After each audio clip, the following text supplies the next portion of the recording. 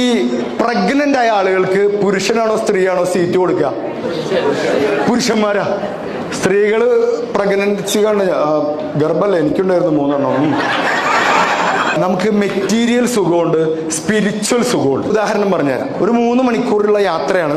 നമ്മൾ limited stop വണ്ടിയിൽ കയറി നിങ്ങൾക്ക് സംഭവിച്ചിട്ടുണ്ടോ ജീവിതത്തിൽ എന്തെങ്കിലും? അതായത് നമ്മൾ കയറുമ്പോൾ നമ്മൾ വിചാരിക്കും സീറ്റ് ഉണ്ടെന്ന്, പക്ഷെ കുറച്ച് കഴിഞ്ഞാൽ മനസ്സിലാവും നമ്മൾ മാത്രമേ ഉണ്ടാവുള്ളൂ നിൽക്കാൻ. കുറേ കഴിഞ്ഞപ്പോൾ നമ്മുടെ തൊട്ടു മുമ്പിലെ സീറ്റിലെ ഒരാൾ അവിടുന്ന് ഇറങ്ങിപ്പോയി. നമ്മൾ ആ സീറ്റിലേക്ക് ഇങ്ങനെ സ്വർഗം കണ്ടപോലെ നോക്കും. എന്നിട്ട് ആ സീറ്റിൽ നമ്മൾ ഇരിക്കും. ഇപ്പൊ ഒരു സുഖം കിട്ടില്ലേ? ആ സുഖത്തിന്റെ പേരാണ് എന്ത്? മെറ്റീരിയൽ. ഒരാൾ ഇറങ്ങിപ്പോയില്ലേ, ആ സ്റ്റോപ്പിൽ നിന്ന് ഒരു സ്ത്രീ ഒരു കുട്ടിയെ എടുത്തിട്ട് നേരെ നമ്മുടെ മുമ്പിൽ വന്നിട്ട് നമ്മളെങ്ങനെ നോക്കും. അപ്പൊ നമ്മൾ അവരോട് എന്നെന്തിനു നോക്കണേ? നമ്മൾ തൊട്ടടുത്തുള്ള ആളെയൊക്കെ നോക്കുമ്പോൾ അവര് അഗാധ ഗർത്തത്തിലേക്ക് ഉറക്കത്തിന്റെ ഇത്ര നേരം കപ്പലണ്ടി കൊടുത്തിരുന്ന മനുഷ്യനാണ്. സ്ത്രീക്കും കുട്ടിക്കും സീറ്റ് കൊടുത്തു എന്ന് വിചാരിക്കുക. ഇപ്പൊ ഒരു സുഖം കിട്ടൂലേ? പ്രിയപ്പെട്ടവരെ, ബസ്സിൽ നിന്ന് ഇറങ്ങിയാൽ ഈ സീറ്റിൽ നിന്നുള്ള സുഖം പോയി.